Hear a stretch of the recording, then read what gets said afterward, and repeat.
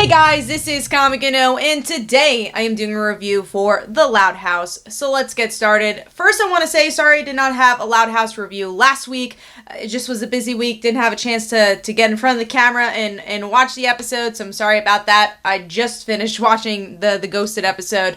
But getting into these two episodes, This starts out with Lisa, a Lisa-centric episode with Flip, out of all characters, where Lisa needs a new experiment for the Genius Con, wants to impress people, utilizes Flip as an experiment, and she wins. You know, Flip is weird, he has a heart in his stomach, there's all this crazy stuff biologically that makes no sense, and she wants to use him for that, and then hands him over to this scientific lab. And they're using him as exactly a guinea pig, just like she did. And she realizes that human beings are more important than science, and she tries to get Flip out of there.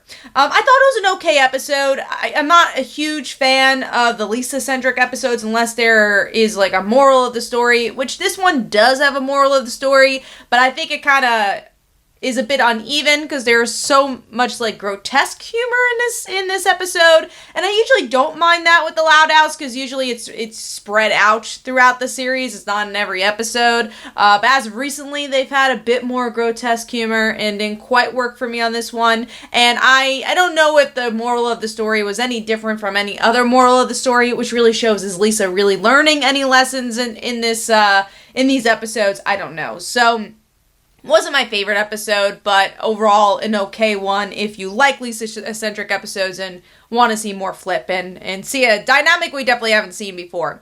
Now going into definitely the episode I was more looking forward to, which is the Luna-centric episodes. These are my ultimate favorite episodes. I don't know if this was the strongest Luna-centric episode. I definitely think we've had stronger, but that's definitely a big measurement because I think all the Luna-centric episodes have been really, really fantastic in some of the best episodes of The Loud House. Now, getting into this one, we get to see Luna is part of her band. It was kind of cool to see her part of the band because, like she's mentioned it before, we obviously seen her and Sam interact a lot, but we haven't really seen the whole band interact. So I like that. Speaking of Sam and Luna, I do think that physically and cartoon-wise, there were some really great moments between their affection for each other. But story-wise, I kind of wanted to see the girlfriend dynamic. Obviously, they're not just friends, and I think there could have been a further conversation about, hey, do you want to ditch our band? As, you know, people that are closer and girlfriends with each other than just friends. So I wanted to see that moment because I feel like we would have seen that with Bobby and Lori. So it would have been very nice to see that with a queer couple as well. But that was a bit of a disappointment. But overall, I still enjoyed their interactions for the most part. And I think physically we really got to see some closeness between the two, which was cool. Going into the episode, you know, it was interesting to see Luna's drive, and I guess she makes an interesting point of like, hey, I got this opportunity, how do I say no to this? But then she's ditching her friends too, so she has to make this really hard decision. And then her friends replace her, which was really interesting to see. And, you know, everything ends up working out in the end, but there was definitely some interesting moral conundrums that they had to go through in this episode. Definitely hard decisions as well.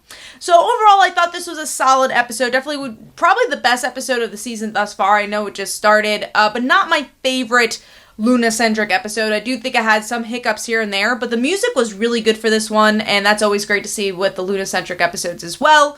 But let me know in the comments below, what did you think of the two Loud House episodes? Hopefully you guys enjoyed. This is Comic Uno. Definitely follow me on Twitter and Facebook. Go check out my comics like Father Like Daughter and They Call Her a Dancer. And every Tuesday at 10 p.m. Eastern Time is Comic Book Weekly, where we discuss our favorite comics and comic book news. Thanks, guys.